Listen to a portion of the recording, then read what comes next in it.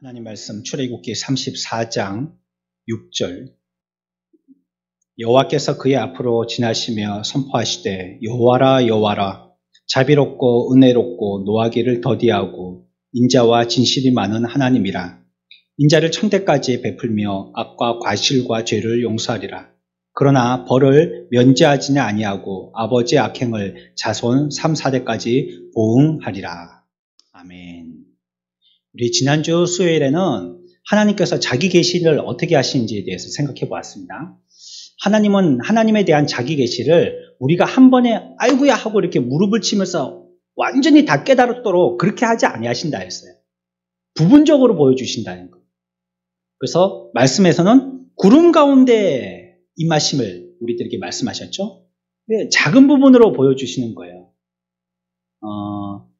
우리가 이렇게 비 오고 나면 도심에서 그거 참 보기 힘든데요. 무지개 같은 거 보는 경우가 있잖아요. 무지개. 큰 무지개가 막 큰 산을 갖다가 넘어가지고 저쪽까지 막 이렇게 드리워져 있는 거, 그런 거 보면 정말 신기하죠. 세상 사람들은 그거 보고 막 비 온 다음에 저게 어떤 뭐 자연적인 현상 이런 걸로 얘기하지만 우리들은 그걸 보면서 하나님의 약속을 생각하죠. 하나님께서 물로 심판하신 다음에 다시는 내가 물로 심판하지 아니하시겠다고. 그 언약으로 무지개를 우리들에게 약속하신 거잖아요. 그런 거 보면서 하나님을 찬양하게 되어지죠. 그것도 우리의 하나님의 영광의 한 모습을 보는 겁니다. 무지개가 하나님은 아니잖아요. 구름은 하나님이 아니거든요. 뭐 작은 목소리가 들렸다는데 그건 하나님이 아니거든요. 하나님의 일부분일 뿐이에요. 그걸 완전한 하나님이라고 얘기할 수가 없어요. 그래, 하나님은 우리들에게 자기를 갖다가 그렇게 완벽하게 말씀하시지 않는다는 겁니다. 5절 봅시다. 5절 다 같이 봅니다. 시작. 여호와께서 구름 가운데 강림하사 그와 함께 거기에 서서 여호와의 이름을 선포하실세. 여기서는 구름 가운데 강림하셨다고 했거든요. 구름을 형상적으로 우리들에게 보여주시긴 했지만 구름 자체가 하나님의 모습을 다 드러낸 것은 아니에요. 우리가 여기서 받은 교훈이 무엇입니까? 기억할 것이 있는데 하나님의 어떤 것을 보여주실 때 그걸 하나님이 보여주시는 나에 대한 평가 전체를 생각하면 안 된다는 거예요. 고난을 주셨어요. 야, 하나님이 나를 미워하시는가 보나. 내가 옛날에 뭐 좀 잘못한 게 있는데 하나님이 요번에 오지게 갚으시네. 이렇게 자기 나름대로 이걸 갖다가 막 자의적으로 해석을 하고 그다음에 막 오해를 하고 그렇게 하면 안 돼요. 하나님이 하나님을 조금 보여주신 거예요. 한 부분을 우리가 깨닫도록 보여주신 거예요. 그게 다가 아닌 거예요. 그 이후의 말씀, 오늘 우리가 읽었던 말씀의 6절, 7절의 말씀입니다. 하나님은 다 보여주시지 아니하신다 이렇게 말씀하거든요. 33장 21절입니다. 23절까지 같이 봅니다. 여호와께서 또 이르시기를 보라 내 곁에 한 장소가 있으니 너는 그 반석 위에 서라. 내 영광이 지날 때에 내가 너를 반석 틈에 두고 내가 지나도록 내 손으로 너를 뒀다가 손을 거두리니 내가 내 등을 볼 것이요 얼굴은 보지 못하리라. 아멘. 주님이 이렇게 지나가시는데 손으로 덮어서요 그 사람이 고개를 들고 하나님을 보지 못하는 거예요. 그리고 하나님이 지나가신 다음에 손을 치우시면요 지나간 하나님의 뒷모습을 보게 된다는 거예요.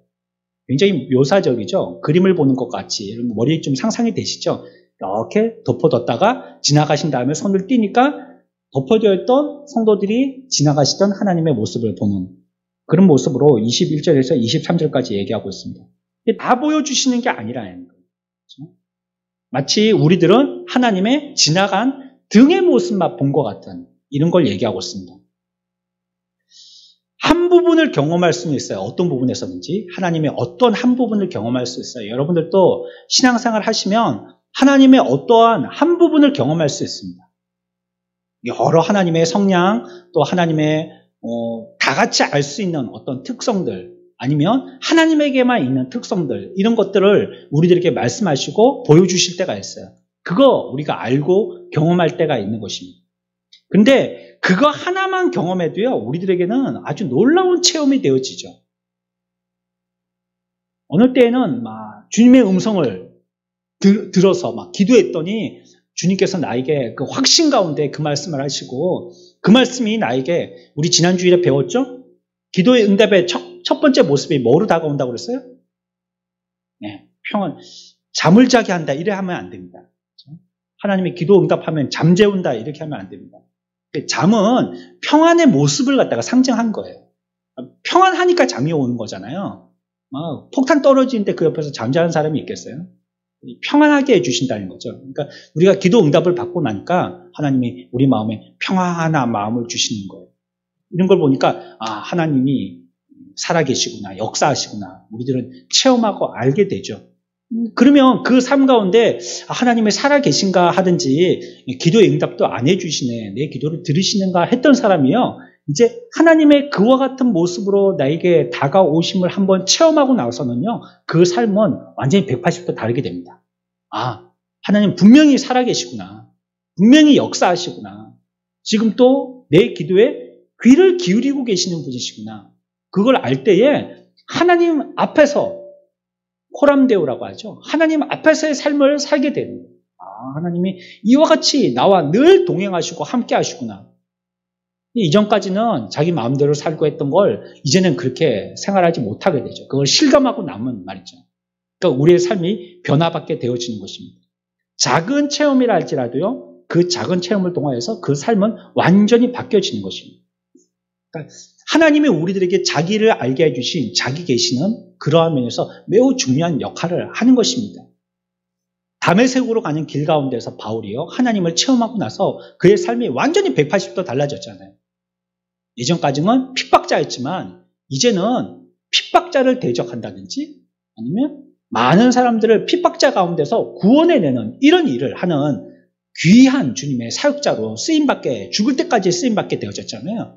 이와 같이 한 번만 하나님을 체험하게 되어진다면 놀라운 역사가 일어나게 되는 것입니다. 그러니 우리가 이제 2주 후에 한생명 초청주일, 우리 이 코로나 시대에 이게 걸맞는가 하고 우리가 의문에 있을 수 있지만 복음을 전하는 것은 우리의 사명이니까요. 교회가 존재하는 이유니까, 저와 여러분들이 성도인 이유니까 말이죠. 복음을 전할 때도 우리가 그렇게 마음을 먹고 기도해야 됩니다. 그 생명에게 하나님이 한 번만 접하게 되어진단 말이죠. 한 번만 경험하게 되어진다면 그들의 삶을 완전히 바뀌게 될 테니까, 지금 그렇게 나를 갖다가 못 살게 하고 원수처럼 역할을 하고 아니면 예수 믿는 사람들 욕하고 이 사람이라 할지라도, 그렇게 말씀에 대해서는 무덤덤하고 전혀 반응하지 않는 사람이라 할지라도, 핍박자고 반대자일지라도 성령님께서 역사하셔서 그 한 모습만 체험케만 해주신다면 그의 삶이 완전히 바뀌게 해주시더라고. 내가 체험했던 그 하나님을 그에게도 체험케 해달라고 기도하는 마음을 가지고 그들의 이름을 부르면서 간구한다면 하나님께서 그들의 삶 가운데서도 만져주실 거예요.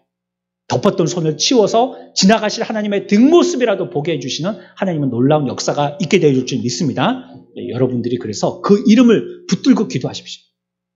큰 것도 아니고요, 하나님 한 번만 체험하게 해주세요. 이 영혼이 한 번만 하나님을 만날 수 있게 해주세요. 한 번만 그 경험을 하게 해주세요. 내가 했던 것처럼 말이죠. 그렇게 우리가 함께 기도해야 되겠습니다. 그래서 이런 면에서 체험은 필요해요. 불필요한 게 아닙니다. 너무 신비적인 것이라고 그것을 터부시할 필요가 없어요. 성경에 나오는 거는 우리는 다 인정하는 것입니다. 그러나 그걸 너무 극대화하는 것도 주의해야 돼요. 그래서 체험 위주, 경험 위주 이렇게 가다 보면 그 신앙이 굉장히 풍선처럼 되고 맙니다. 풍선이 뭡니까? 아이들 공원에 가면 실에다가 풍선을 매달아놨죠. 둥둥둥둥 떠서 온 공원을 갖다가 다 두루 덮고 있는 것 같잖아요. 그런데 바람만 불면 이 풍선이 흔들흔들합니다. 그리고 아이가 손을 놓치면 이 풍선은 날아가고 마는 거예요. 그것처럼 우리의 신앙도 겉으로 보기에는 막 풍선처럼 막 둥실둥실 막 크게 형형색색으로 많이 떠 있어서 뭔가 되는 것 같아 보여도, 자꾸 우리가 체험 위주의 말만 하다 보면 우리의 신앙은 뿌리가 옅어지게 되어져. 우리가 경험한 것 그거를 거부할 필요는 없다고 말씀드렸어요. 그러나 이걸 너무나 극대화해서 생각할 필요도 우리는 주의해야 될 것이라는 것을 기억해야 할 것입니다. 앞에서 계속 생각하고 있는 것이 있죠. 뭡니까? 이것은 하나님을 알게 되는 한 지극히 일부분이라는 거예요. 일부분. 그걸로 다를 알았다라고 얘기한다면 장님이 코끼리 만지는 거하고 똑같은 것입니다. 그게 다가 아니에요. 일부분만을 보여주셨기 때문에 그걸로 전체를 다 이해하려고 한다는 건요, 인간이 다 깨달아도 하나님의 천이라면 우리는 0.1도 이해를 못하는데, 그것도 보여주시는 것의 일부분만 깨달아가지고 그것 가지고 다 알았다가 하는 거는요. 하나님에 대해서 0.0001도 제대로 잘 모를 경우가 많다는 거예요. 그러나 이것보다도 더 중요한 것이 있습니다. 뭐냐면 하나님이 이러한 체험들을 주신 이유가 뭐냐는 거예요. 왜 이런 체험들을 주게 하셨는가요? 그러니까 내가 어떤 경험적인 것이 나에게 신앙의 큰 바위화돼서 내가 흔들리지 아니하든지 아니면 뭐 흘러가지 아니하든지 든든히 쓰게 되어지는지 물론 그것이 신앙에 긍정적으로 역할해서 내게 그렇게 효과를 줄 수도 있지만 사실은 하나님의 자기 계시하셨던 하나님의 목적은 다른 데 있는 거거든요. 은혜의 방법이 몇 가지 있다 했습니다. 우리 교리 시간에 배웠죠? 뭡니까? 하나님이 우리들에게 은혜 주시는 은혜의 방법이 몇 가지 있다 했어요. 뭐로 우리는 은혜 받죠? 말씀, 또 성례, 또 권징. 이게 교회가 교회되어짐을 표시하는 거고 그것을 통해서 우리는 은혜 받아야 되는 거. 성례식 그냥 행사가 아니에요. 말씀 시간 듣는 거 그냥 행사가 아니에요. 그걸로 은혜 받아야 돼요. 근데 부수적인 은혜 받는 방법이 또 하나 있다고 그러죠. 기도하는 거라고 그러죠. 기도가 은혜의 방법은 아닌데 기도로 통해서 은혜가 부가적으로 우리들에게 끼쳐지기 때문에 은혜 받는 방법으로 속해지기도 해요. 우리가 소율이 문답할 때 배웠습니다. 기억을 한번 되살려 보시기 바랍니다. 그것처럼 말이죠. 하나님께서 자기에 대해서 무엇인가를 보여주시는데 우리가 그것을 통해서 나에게 신앙에 유익되는 면이 있지만 그러나 하나님이 자기 계시는 하나님의 목적이 뚜렷한 것입니다. 하나님은요. 그 계시를 통해서 하나님이 누구신지를 보여주시려고 하신 것이 목적입니다. 그게 하나님의 자기 계시의 목적이에요. 여러분들이 나를 갖다가 누구한테 소개한다. 그거는 무슨 이유 때문입니까? 나를 알리기 위해서죠. 내가 누군지를 알리기 위해서죠. 내가 이름이 뭐고 내가 뭐 여자고 남자고 또 어디 고향이 어디고 또 뭐 키가 어디든지 뭐 내 직업이 뭐든지 뭐 이런 거 나를 알려준다는 것은 뭘 얘기한다는 것은 나를 알리려고 얘기하는 거잖아요. 하나님이 아까 말씀드린 것처럼 뭐 구름에서 임하셨든지 아니면 뭐 무지개로 우리들에게 보여주셨든지 어떤 뭐 소리로 임하셨든지 그거 왜 그렇게 하시냐는 말이에요. 그 목적은 하나님이 누구신지를 알려주시려는 내 체험에 얻은 어떤 유익보다도 더 목적은 하나님을 아는 것입니다. 우리가 여기에서 잘못하면 함정에 빠지고 싶다는 것은 하나님을 아는 데는 부족한데 내 체험의 함정에 깊이 빠져 있어서 거기서 헤어나오지 못하는 거예요. 그런 체험에 있으면 그걸 은혜라고 생각하면서 계속 그 체험에 머물기만을 자꾸 선호한다는 거. 그런 것이 우리의 신앙을 그 어떤 주님이 주시려고 하시는 목적의 이상을 우리가 생각할 때에 오히려 부작용으로 나타날 수가 있어요. 그러니까 예시로 말씀하신 것도 그렇고 예화로 우리들에게 얘기하신 것도 거기서 주는 그 목적 하나 그걸 위해서 말씀하신 것이지 내용 가운데 뭐는 어쩌고 그거 하나하나를 다 설명하시기 위함이 아니에요. 무슨 비유 이런 거 말씀하실 때 말이죠. 그것처럼 계시도 하나님을 나타내시려고 하시는 것이 하나님의 목적이기 때문에 우리는 그 가운데 은혜를 받는다면 감사해야 할 것이지만 첫 번째로는 하나님의 어떤 부분을 나타내려고 하는지 이거를 아는 게 더 중요하다. 하나님의 계시에서는. 구름 가운데 나타나셨다 그러면 하나님이 여기서 자기를 어떻게 피하려고 하시는지 그걸 아는 것이 중요하다는 거예요.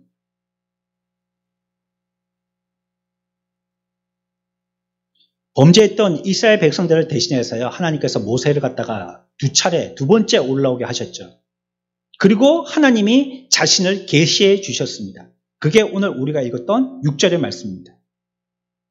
여호와께서 그의 앞으로 지나시며 선포하시되 여호와라 여호와라 이렇게 말씀하셨죠. 이제 자기를 나타내시는 것입니다. 자기에 대해서 설명하시는 겁니다. 우리는 어디에 귀 기울여야 된다고요? 그래 모세가 하나님을 경험했대. 물론 그거 놀라운 거죠. 그것도 한 차례가 아니고 2차례씩이나 지금 경험했잖아요. 거기에 취해서 야 하나님이 다시 한번 경험하게 해주셨으면 좋겠어. 이런 포인트를 맞추기보다는 그러면 하나님이 자기를 어떻게 설명하셨는지 여기에 대해서 더 우리가 공부해야 된다는 말이에요. 뭐라고 말씀하셨어요? 그 앞을 지나시며 선포하시되 자기를 뭐라고 계시하셨어요? 여호와라 여호와라 이렇게 계시하셨다는 거예요. 우리들에게 자신을 설명하시면서 여호와다 여호와다 이렇게 말씀하셨다는 거예요. 우리 한글 번역에서는 여호와라 여호와라 이렇게 번역했지만 원문에 보면 야훼 야훼 엘로힘 이렇게 되어 있습니다. 좀 다르게 표현되어 있죠. 야훼는 우리가 알고 있는 대로 여호와를 얘기하는 겁니다. 여호와나 야훼나 똑같은 겁니다. 여호와 여호와 엘로힘 이렇게 기록하고 있는 걸 한국어로 번역할 때 여호와라 여호와라 이렇게 번역을 한 것입니다. 두 번 나왔다는 것은 무슨 말이라고요? 중요하다 이런 거죠. 밑줄 긋고 별표 뭐 이런 거 있잖아요. 학교 선생님들 수업할 때 칠판에다가 그리고 꼭 나온다 자꾸 강조하는 거는 그만큼 중요하다는 거죠. 여기서도 야훼 야훼 여호와 여호와 두 번 얘기했다는 거는 중요하다는 뜻입니다. 그리고 그 다음에 엘로힘이 나오죠.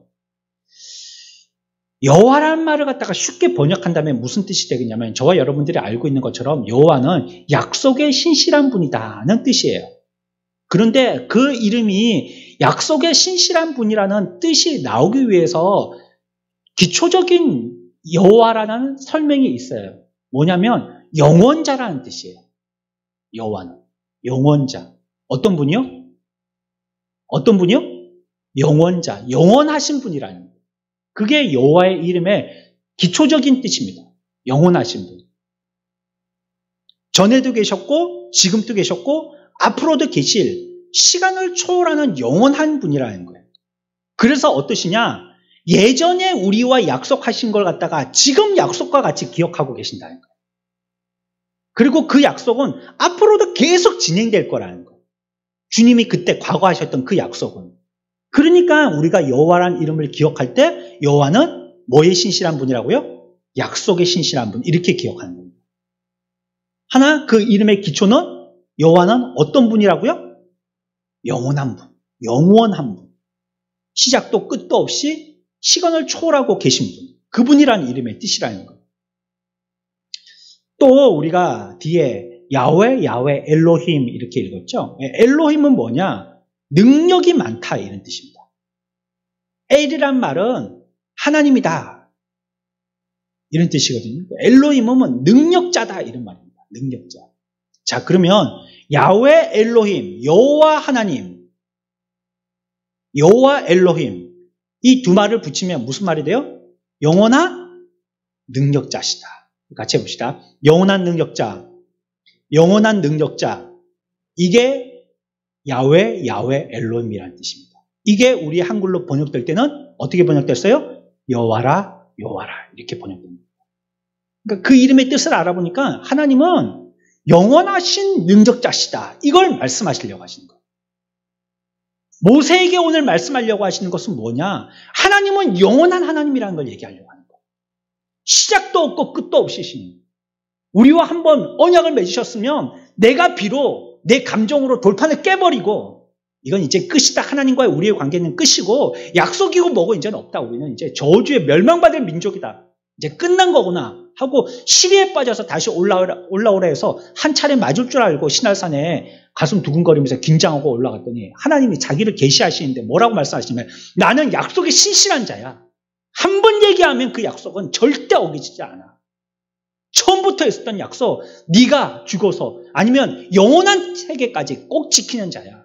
나는 영원한 하나님이야. 이렇게 얘기하시는 거예요. 모세에게 말씀하려고 하시는 것은 하나님의 어떤 형상으로 나타나셨냐 보다도 나는 영원한 자라는 걸 얘기하려고 합니다. 저와 여러분들이 믿고 있는 하나님이 영원한 하나님이심을 믿으시기 바랍니다. 야훼 하나님입니다. 야훼 하나님. 여호와 하나님입니다. 특별히 범죄한 이스라엘 백성들에게요.